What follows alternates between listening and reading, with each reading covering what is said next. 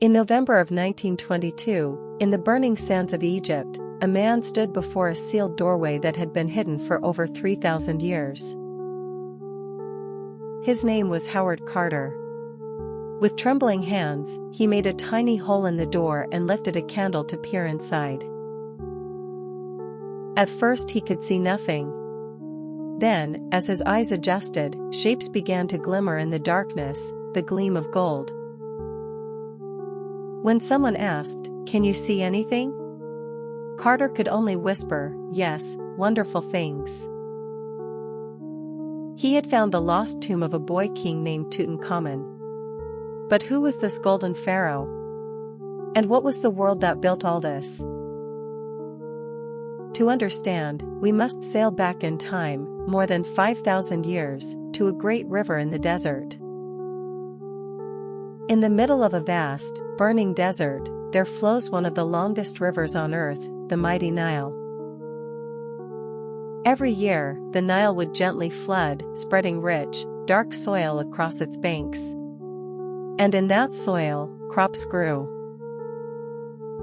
Because of this gift, people came to live along the river. They farmed and fished, and slowly, a great civilization was born. The Egyptians divided their whole year into 3 seasons, all set by the river: the flood, the growing, and the harvest. The river was their highway, too. Boats of reeds and wood carried people, grain, and even giant stones up and down the Nile. And all around, the vast desert kept Egypt safe, a natural wall of sand that protected it for thousands of years. As the towns grew, they were united into one kingdom, ruled by a powerful king called the Pharaoh. The Pharaoh was not just a ruler. The people believed he was a living god on earth, a bridge between the people and the heavens. He wore the double crown of Upper and Lower Egypt, and carried a crook and flail as signs of his power. To help rule such a large land, the pharaoh had a trusted helper called a vizier, and an army of officials to keep order and collect the harvest. The pharaoh's word was law. He commanded armies, built great temples, and ordered wonders that still amaze us today. Of all the wonders the Egyptians built, none are more famous than the pyramids. The largest, the Great Pyramid of Giza, was built over 4,500 years ago. For thousands of years, it was the tallest building on Earth. It was made of more than 2 million blocks of stone, some heavier than an elephant, stacked with astonishing care. How did they do it, with no machines, no trucks, no cranes? With brilliant planning, ramps and sledges, and tens of thousands of skilled workers. For a long time, people wondered if the pyramids were built by slaves. But we now believe they were raised by thousands of skilled, paid workers. They lived in busy villages near the site, where they were given food and a place to sleep. Building a single pyramid could take around 20 years. When finished, the pyramids were covered in smooth, polished white stone that gleamed in the sun like a beacon across the desert. And the pyramids were not palaces for the living. They were enormous tombs, built to protect a pharaoh on his journey into the afterlife. Guarding them sits the Great Sphinx, a giant stone lion with the face of a king, watching over the desert for ages. The Egyptians believed that after death, a person could live on in a wonderful afterlife. But to get there, the body had to be carefully preserved. So they invented a careful, respectful process to turn a body into a mummy, wrapped gently in layers of linen. They placed the mummy in a beautiful painted coffin, along with treasures, food, and everything they thought the person would need in the next world. The tomb walls were covered in colorful paintings of the person's life, their family, and the journey that lay ahead. They believed the heart would be weighed against a feather of truth. A kind and honest life would open the way to a paradise of endless fields. The Egyptians worshipped many gods, who they believed controlled the sun, the river, and the seasons. Greatest of all was Ra, the sun god, who they believed sailed across the sky each day in a boat of fire. They told wonderful stories of Osiris, ruler of the afterlife, and Isis, a kind goddess of magic and love. To record their world, the Egyptians wrote in pictures called hieroglyphs, tiny birds, eyes, and symbols carved into stone. Special writers called scribes spent years learning these symbols. Writing was so powerful that scribes were among the most respected people in Egypt. They wrote on papyrus, an early kind of paper made from reeds that grew along the Nile. They built towering temples to honor their gods, with forests of giant painted columns reaching toward the sky.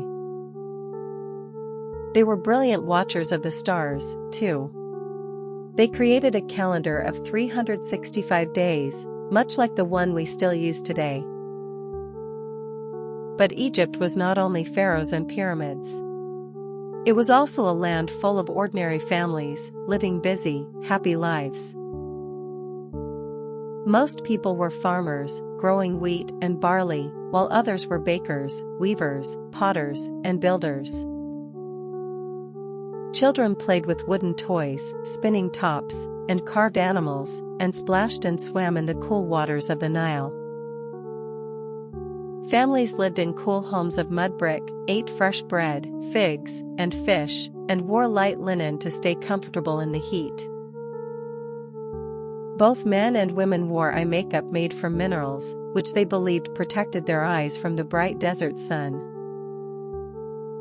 And they adored cats. Cats were treasured, even thought to be a little magical, and were welcomed into nearly every home. Over 3,000 years, Egypt was ruled by many remarkable pharaohs. Some are still famous today. There was Hatshepsut, a powerful woman who became one of Egypt's greatest pharaohs, and built magnificent temples. There was the beautiful Queen Nefertiti, whose painted portrait is still admired around the world today. There was Ramesses the Great, who ruled for 66 years and carved giant statues of himself into a mountainside. And there was the boy king, Tutankhamun, who became pharaoh when he was only about 9 years old. Imagine ruling a whole kingdom before you were even 10 years old, with grown-up advisors guiding your every move. Tutankhamun ruled for only a short time, and long ago, the world forgot all about him. His tomb lay hidden and sealed beneath the desert sands. As the centuries passed, Egypt's power slowly faded, and other empires grew strong. The last great pharaoh was a clever queen named Cleopatra, famous for her intelligence and the many languages she spoke. After her time, Egypt became part of the mighty Roman Empire, and the long age of the pharaohs came to an end. In time, the great temples fell silent, the meaning of the hieroglyphs was forgotten, and the desert sands covered the wonders of Egypt.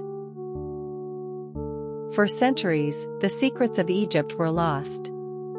No one could read the mysterious picture writing on the ancient walls. Then a remarkable stone was found, the Rosetta Stone, carved with the same message in 3 different scripts. Like a key unlocking a door, it finally let scholars read the hieroglyphs again, and Egypt began to share its stories once more. And then, in 1922, after years of searching, Howard Carter found the one tomb that robbers had never emptied. The tomb of Tutankhamun was filled with over 5,000 treasures, packed away for the young king's journey into forever. At its heart lay the boy king himself, resting beneath a magnificent mask of solid gold, his face calm and peaceful. After more than 3,000 years in the dark, the forgotten boy king became the most famous pharaoh in all the world. Today, you can still visit the pyramids, still gaze up at the Sphinx, still walk where the pharaohs once walked. Museums around the world hold the treasures of Egypt, and every year we learn a little more about how these amazing people lived. The ancient Egyptians gave us wonders in stone, in gold, and in ideas, in writing, medicine, and the measuring of time. A civilization that lasted for 3,000 years, longer than almost any other, still fills us with wonder to this very day.